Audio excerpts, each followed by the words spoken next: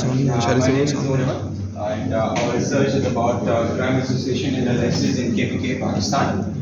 This project was under Dr. Habib, who is an associate professor of computer science at crime data is very multifaceted. The reason is that it contains all the three dimensions of big data. There is volume, there is variety and velocity. So it is a challenge to capture and analyze crime data. Secondly, there is very limited research in terms of the crime association, specifically for the regions like of Pakistan, and there are very limited applied methodologies.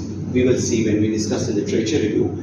And the implementation and limitations. So association rule mining is not a new technique, but it has been applied on a very specific applications like the intrusion testing of softwares, and there are very limited implications of it. And then we have used a priori algorithm, so it also is some limitations which we will discuss how we capture that. Then the most important thing is that how we interpret the findings which we extract. So this is the data set which we have used. It ranges from 2011 to 2019. The data set is from 7 divisions and 25 districts of KPK. It contains the number of cases, the crime types in the city, the population, the total area of each district, and the police stations which are there in the particular district, which we have used for association rule mining using a query. So first of all, we do the item sets. Item sets in our case are the crime types, which could be murder, abduction, car snatching. So there are 18 crime types which we have got the data. And then what we do is we generate the item sets. How we do this? We go in the, it is actually a bottom first approach. Like the a priori algorithm is about, as the name suggests, it uses the prior knowledge and then to give the result. So first of all, we generate, we identify how many times one particular crime appeared in all the cases, and then we go by couple and triplet, and then we go on.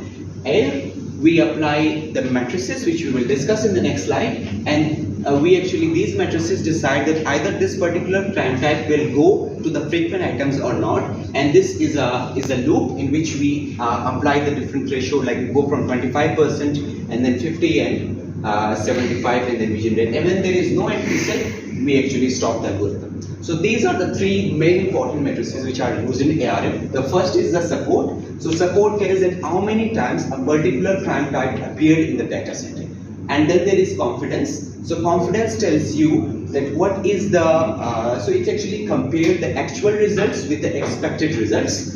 And then there is lift. Now this is the main and important matrix, because it gives you that what is the probability of getting Y if X has occurred. Like if we put that, in our case, like we can say what is the probability of being abducted if the murder has occurred in an area. So these are the three matrices. Now the results which we have achieved here. So we got around association 1931 association rules. Association rules actually tells that these could be a possible association between the crimes, and then we applied the support and confidence matrices, and we came up with these two item sets, which are abduction and car snatching, and abduction and car theft, which are higher support, higher confidence, and lift as well. So what it means that in KPK, whenever abduction occurred, there was a case of car snatching as well, and similarly for abduction and car theft. The importance of these results is that, first of all, as our research proposed, there is association in crimes, and we found out that there is a sort of evidence of association between crimes.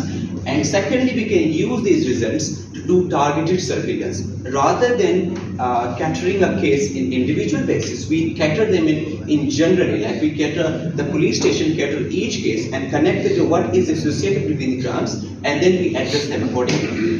The third implementation and application of this study is prioritizing the resource allocation. So as we saw in the police station, it doesn't warrant that if you increase the number of police officers, there would be more safety. So we allocate the resources based on the high crime associations in the area, and then